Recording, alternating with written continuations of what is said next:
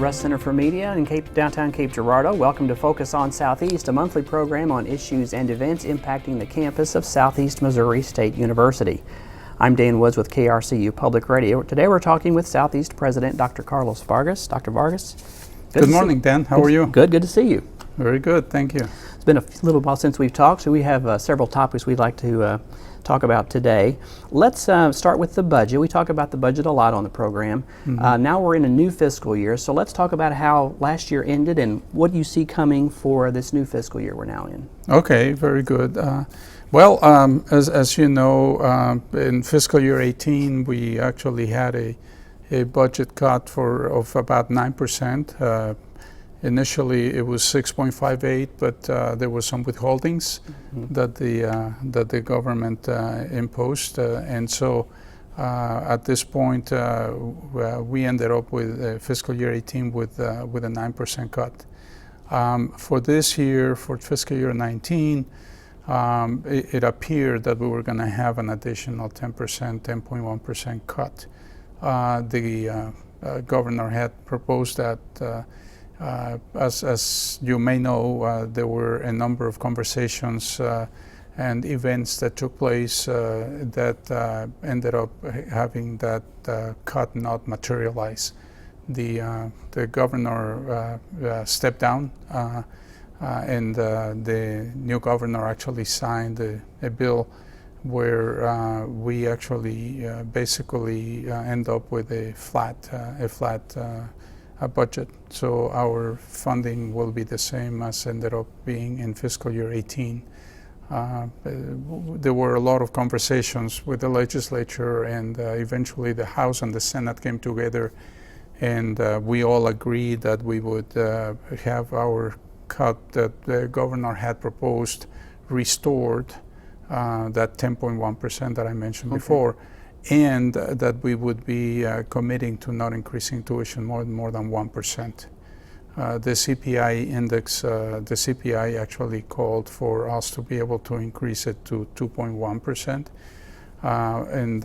but in reality we ended up with a 1% increase in tuition. I mean, we're happy because we're not taking the maximum amount that we could increase tuition, and that benefits the students and the families in Missouri. But that's where we ended up. So we essentially are going to end up with a flat budget compared to fiscal year 18. And I guess with 19, there's always a chance, depending on what state revenues are like. So I guess there's probably always a continual evaluation, planning, just to be ready for anything that might come up, right? These days you really cannot assume that things are fixed. I think that increasingly we realize that having a budget one year at the beginning of the fiscal year doesn't necessarily ensure that you're going to end up with a budget of that amount. You need to look at how the economy is moving. Increasingly, the technology allows us to monitor technology basically on a day-to-day basis, and the governor is always looking at where we are so that we don't end up with a deficit in the end, that the state doesn't end up with a deficit. So the potential for additional either withholdings or similar, I guess, is there. So we never take it for granted. We understand where we are starting. It's the same place as we were last year in fiscal year 18, after, of course, the 9% cut.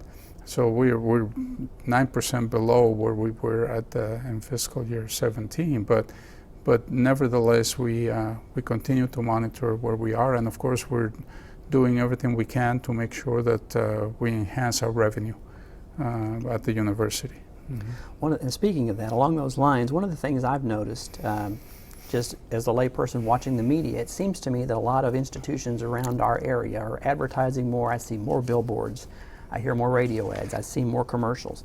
And I guess part of this is recruitment. I guess everybody, because of the budget situation that a lot of institutions were in, started to advertise more. What are we doing? What's the University of Southeast doing to attract more students? Right.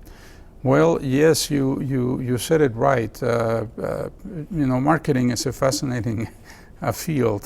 Yes. It really turns out that it is important to market what you have, and it is important. I guess market is a technical name, but basically what you're saying is you need to let people know who you are and what you bring to the table. And so in our case, for as universities, we need to let families and students that are in the process of applying for college know who we are and what is it that we offer them, and why is it something it's important for them to consider what we're doing and where they are going. Mm-hmm. And so what we're doing is trying to, in many ways, compete with other institutions throughout the state, but also out of state. Right now, recruitment takes place everywhere, and so we are trying to make sure that we take advantage of our brand. As you may know, in 2015 we launched, right before I came to Southeast, we launched the Will to Do brand. Correct. Which has been very successful for us. But 3 years into it, we felt that we needed to refresh the brand, and so we're doing that with the same company that helped us the first time around. I mean, we're doing it with them because they have the knowledge and the expertise of what we did the first time around. Mm-hmm. That probably will not happen. We're going to be broader in terms of asking for proposals in the future, but for the time being, we felt that it was important to rely on their expertise for doing that. So we're spending some money, not as much as other institutions. If you hear what the other institutions across the state are doing, in some cases they're exceeding $1 million, close to $2 million spent only in marketing the institution and what they do. Okay. And what they offer. We're not able to do that, and so we need to rely on people knowing us and understanding what a great quality of education we provide at Southeast. Well, because marketing, as you know, it costs money, and sometimes a lot of money depending on what form of media you choose to use. That's right. But you still have to find a way to get the word out. You do. You cannot just assume that people are going to know who you are automatically. We need to make sure that we let people know who we are and what we offer. So that's why we need to continue to be innovative, and we need to tell people what we're doing that is innovative, that is going to really help the students here at the university be career ready, which is what we continuously emphasize, that we produce students that are really ready for their careers. And actually, when you think about Governor Parson and his area of emphasis, the two areas that he has highlighted has been infrastructure and also workforce development. And the universities are clearly an important player in the field of workforce development. The workforce development, we could probably do a whole show on that, and, mm-hmm. and then some, because that's a big topic, because the universities have a unique place, mm-hmm. working with the businesses, and I know that's something we've talked about before, the University Southeast trying to find out from our area what the businesses are looking for, what they need. Yes, and we are doing that very aggressively.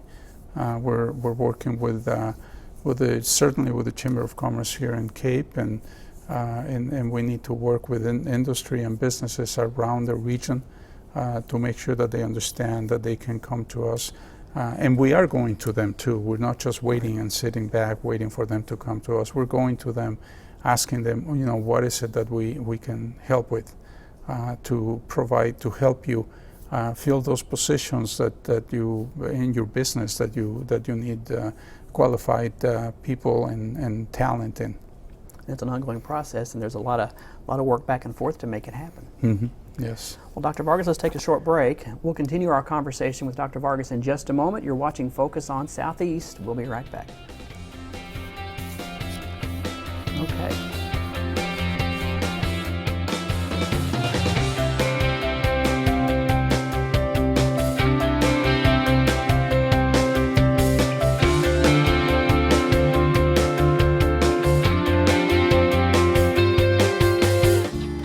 I am a veteran. I lost both legs in Vietnam. As America's veterans face challenges, DAV is there. My victory was getting my benefits and a good education. DAV helps veterans of every generation get the benefits they've earned. I'm a veteran. I didn't want to admit it, but I have PTSD. So veterans can reach victories, great and small. My victory was finding help and learning that I wasn't alone. Support more victories for veterans. Go to DAV.org. National forests are essential to life, majestic and grand.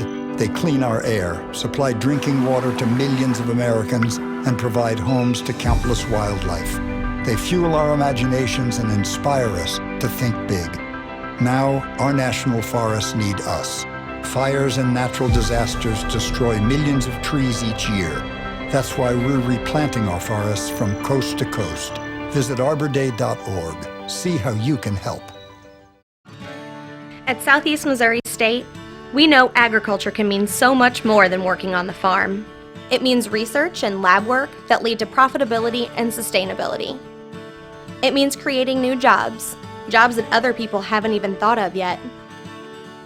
It means the spirit of entrepreneurship and the desire to make your own way. You want to do something groundbreaking beyond plowing fields. So let's get started.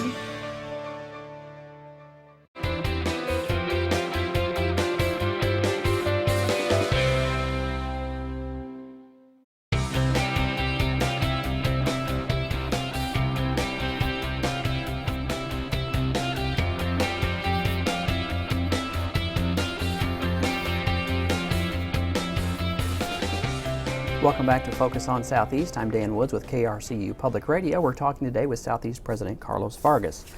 So let's talk a little bit about An American Hero, which was co-written by one of the students here at the university, and they're performing that in New York this month.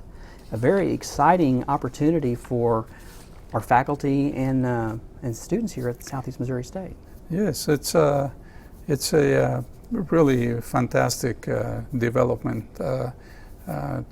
Professor Kenneth Stilson wrote the play with Cody Cole, who is an O'Fallon, Missouri student. He was a student at the time. Now he's graduated.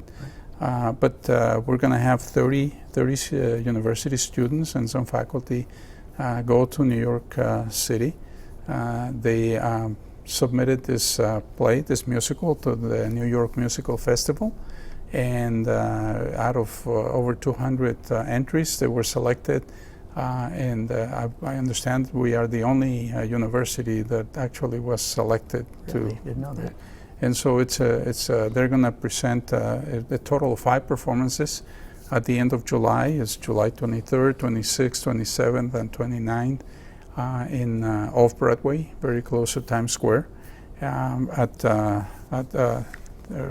It's called Theater Row, 410 West 42nd Street. And for the students that are participating in it, and of course for our program, it's an amazing recognition that we have the quality of faculty and students here that can put together a play like that, and competitively be selected to perform off-Broadway in New York City. Well, and to get to go to New York, the students will develop contacts in the industry, so it really sets them to sort of launch their careers. Absolutely. I understand there's at least 2 major recruitment firms that are going to be attending some of the performances because they're interested in seeing some of our students perform. So I wouldn't be surprised if we end up with a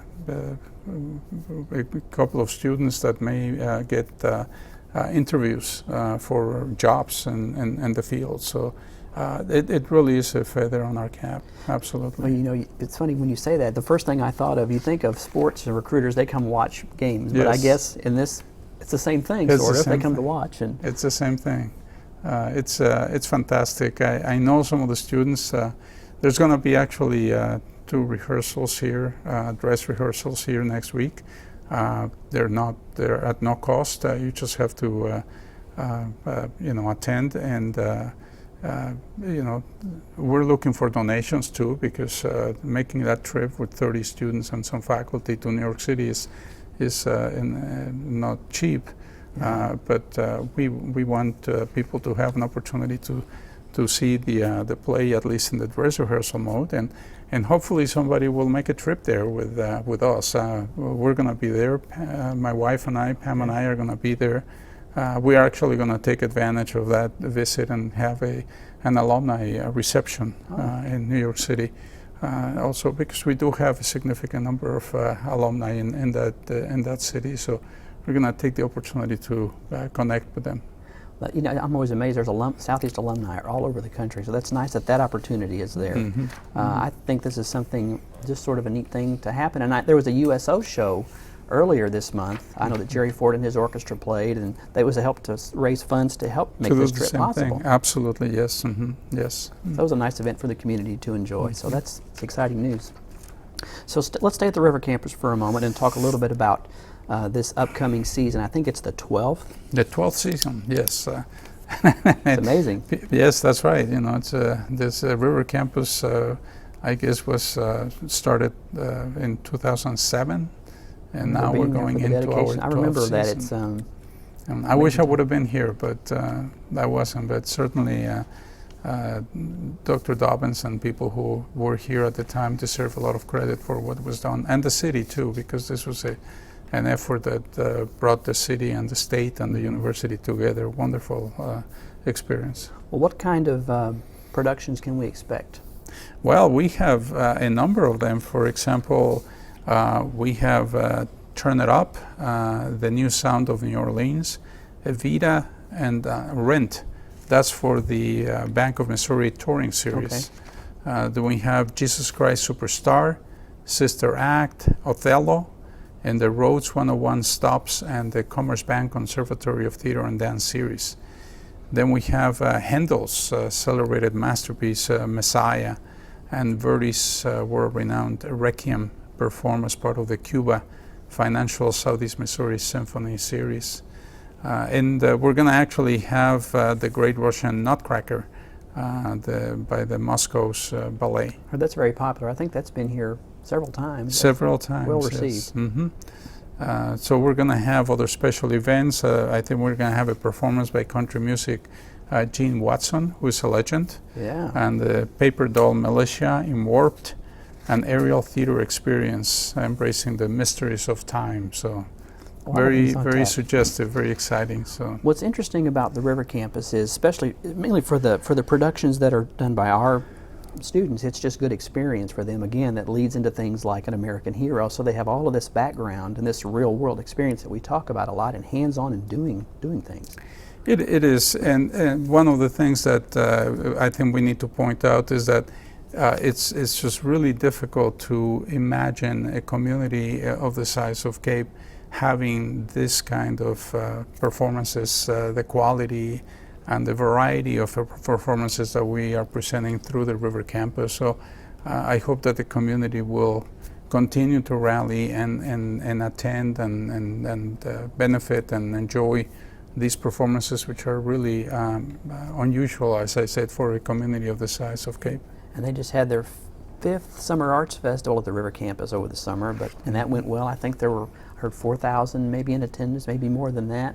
Another opportunity for the community to come down and to get involved in the arts, which is an important part of what the university does, get involvement from the community. Absolutely, yes. A lot of children there benefiting from that and enjoying art. And as we know, art is such an important discipline, and it gives so much to these children as they mature. So combining arts and technical careers and professional careers is what the university is doing. Mm-hmm. And I think that I have to say I truly believe that this community is very lucky to have an institution like Southeast Missouri State University right in the city. Yeah. Well, let's take a short break. Sure. We'll continue our conversation with Dr. Vargas in just a moment. You're watching Focus on Southeast. Stay tuned.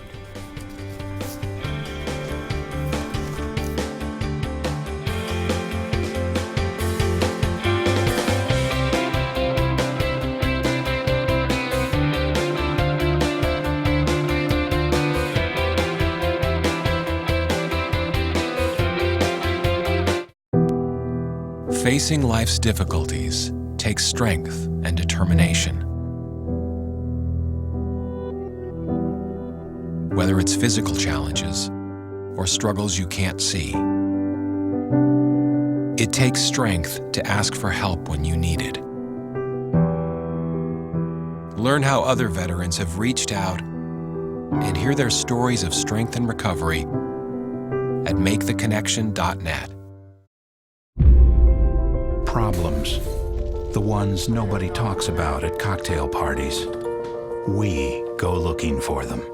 No matter the obstacles, no matter the odds, we surround a community's most critical problems, and we fight. United Way fights for the health, education, and financial stability of every person in every community. Will you?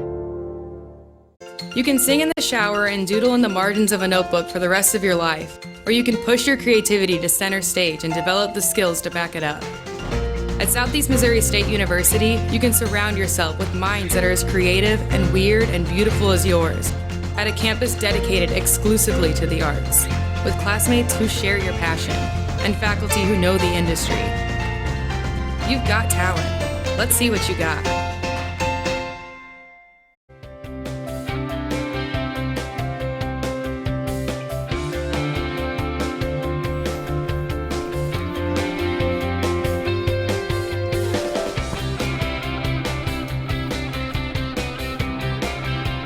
Welcome back to Focus on Southeast. I'm Dan Woods with KRCU Public Radio. We're talking today with Southeast President Carlos Vargas.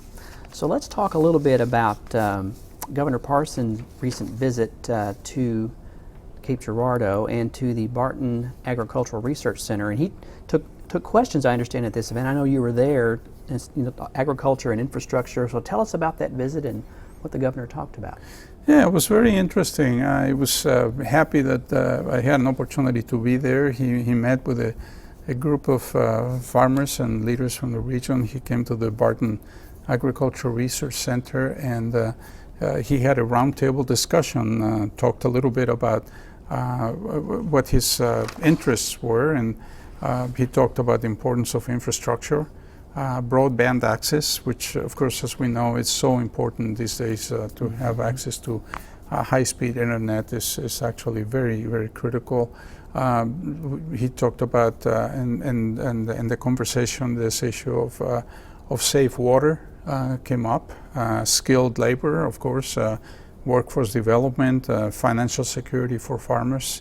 Agricultural education is also an area that is very important, and just the future of agriculture programs. So he is very concerned with our infrastructure, with the ability to have good roads, bridges, rail lines, and ports to get our agricultural products to market.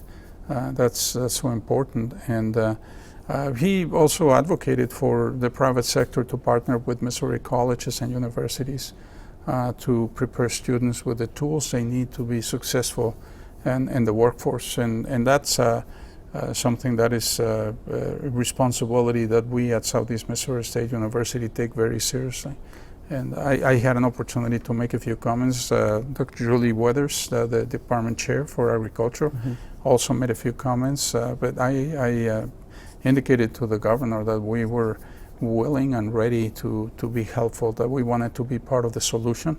And so we're excited about the opportunity to engage the governor and the state in general in promoting workforce development and training.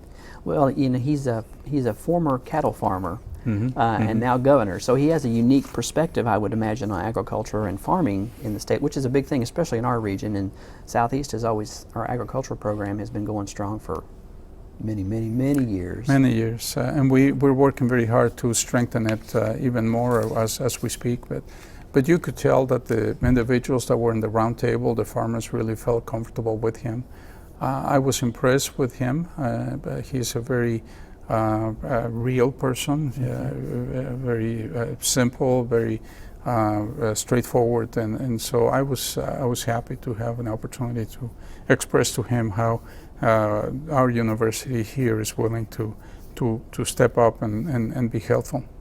I would imagine that not only here but all the institutions this private sector partnership can happen all over the state, and that has to be something that on that level, on a magnitude of the whole state, can really make an impact statewide. I think so. I think that if, and that's why he was talking about having the private sector work with the universities and the community colleges around the state to make sure that we all contribute to prepare the talent for tomorrow.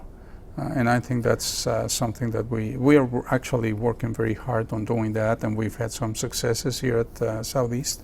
We're very proud of. Well, and now agriculture has gotten more technologically advanced, because now farmers are using all kinds of technology, including drones, yes, to look at their crops and do things maybe they couldn't do otherwise. And of course, the university is involved in that, trying to stay ahead of the curve, right, and look yes. ahead to what things might be coming down the line. Yes, what I hear from farmers, people in the agriculture industry, is that the general people, individual doesn't necessarily understand how technologically advanced agriculture is these days.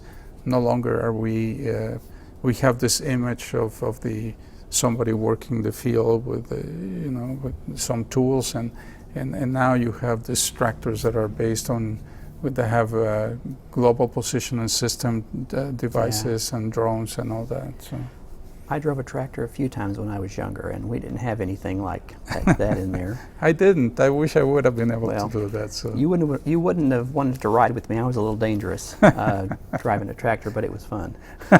Dr. Vargas, it was good talking with you today. Thank you very much, Dan. A pleasure. Focus on Southeast is a collaboration of KRCU Public Radio and the Department of Mass Media here at Southeast Missouri State University. And just a reminder that portions of these monthly conversations with Dr. Vargas will be broadcast on KRCU, and our entire conversation is also available as a podcast. Just search for Vargas Speaks. From the Russ Center for Media, I'm Dan Woods, General Manager of KRCU Public Radio. Thanks for watching. Be sure to tune in next time when we focus on Southeast.